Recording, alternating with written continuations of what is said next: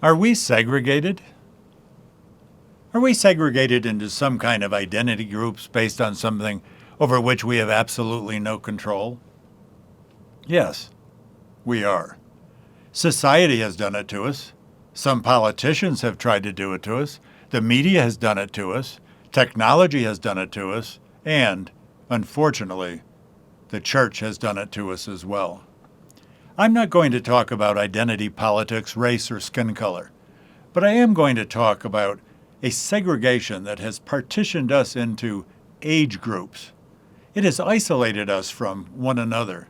It has quarantined the graying and isolated the young. We're divided into Gen Z, Millennial, Gen X, Baby Boomers, and Traditionalists. We're divided. It's real, and there's something we need to do about it. Technology has divided many of us into two groups, digital natives and digital immigrants. Digital natives have never known life without a tech device in their hands. It's as if they don't even have to learn it. It's just intuitive to them. But digital immigrants have migrated into technology as if into a foreign land that speaks a foreign language. The story goes that a well-known tech CEO, commented in a planning session that his vision for a streaming music platform would put record stores out of business. A millennial in the room asked, "What's a record store?" If you're not old enough to see the humor in that, you might in this. A Gen X friend told me that his Gen Z daughter asked, "What's a CD?" Think about it. You see, technology has, in fact, divided us. But I'm somewhat of a misfit, digital hybrid. My second car is older than Gen Zers. Not their cars, but older than they are. It has a cassette player, but no CD player. My other car has a hands-free link for streaming music, dictating texts, and emails. My first notebook computer had an acoustic coupler on the side for the hardwired wall phone receiver to connect to the mainframe. It looked vaguely like a typewriter, if you know what those look like, except for the sprocketed continuous form stacked behind it. Technology has evolved. Today I actually have iPads, iMacs, MacBooks, PCs, and an Apple Watch. If you call, text, or email me, I just might answer on my wrist. You see, I'm not sure which age-based virtual generation I belong in, but I could be mistaken for a digital native. However, one of the most serious segregations today is based on age. It's not sexism. It's not racism. It's ageism. Recent surveys have observed that most millennials and Gen Zers are isolated from previous generations. The only older people they interact with is their parents. Well, if they do that at all. Some researchers have described them as fatherless, their fathers being divorced and gone, departed, detached, or simply disengaged. And I have asked more than willing to talk millennials, and most are. I've asked them about this, and they wholeheartedly agree, telling me that they have almost no meaningful contact with older adults, and none have told me that they like it that way. There are exceptions to this.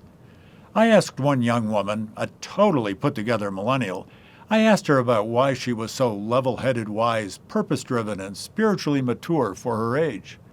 You know what she did? She pointed to her parents. She said it was because of them. I know her parents. Both of them are totally engaged in their children's lives. Unfortunately, that young woman and her siblings are the exceptions rather than the rule. And the church is also guilty in segregating us. Well-intentioned, but guilty.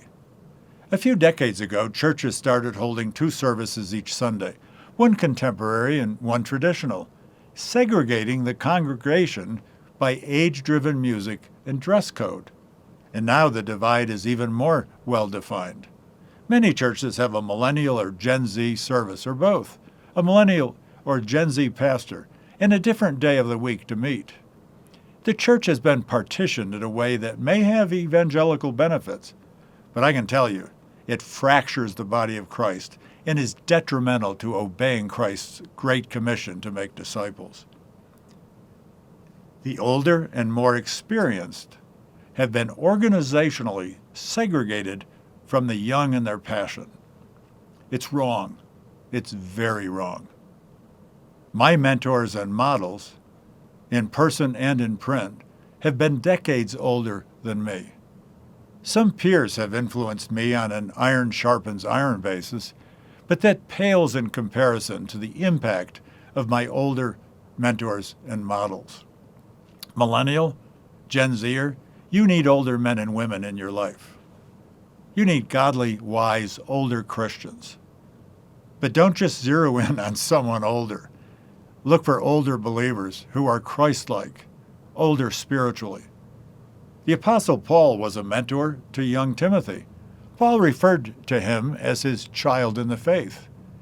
In writing to the believers in Corinth, you'll find it in 1 Corinthians 11:1, Paul challenged them to be imitators of him, of Paul, just as he was of Christ. If you are a Paul, pray for and look for a Timothy. And if you're a Timothy, pray for and look for a Paul, someone who could actually say to you, imitate me as I imitate Christ.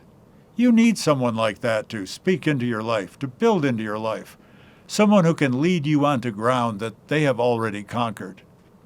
And if you're somewhere between a Paul and a Timothy, look for both. Look for a Paul and a Timothy. And I can tell you, sadly, many churches today would keep Paul and Timothy segregated into different groups. That needs to change. So what can we do? Well, we probably can't change the church at large, but you can change your life and that of another person. You can get in the chain, the disciple-making chain. Paul wrote to Timothy, "The things which you have heard from me, in the presence of many witnesses, entrust these to faithful men who will be able to teach others also." That's 4 generations in the disciple-making chain. Paul to Timothy, to faithful men, to others also. So get connected to a Paul, to a Timothy, or to both. You see, there's no impact without contact. Get in the chain of obedience to Christ's great commission, his command to go make disciples. What could you do? Well, study the book of John together. Watch and discuss some of these videos together. Study through Bible Basics 1 together. It's in justaquestion.org's library of documents. There's student version materials there, and there's teacher version materials. It's easy. It's very meaningful. I can tell you, just do something.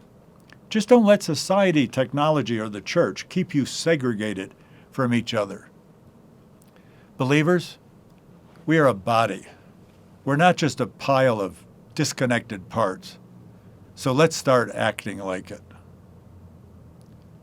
I'm John Morris. I'll see you on the next Just a Question.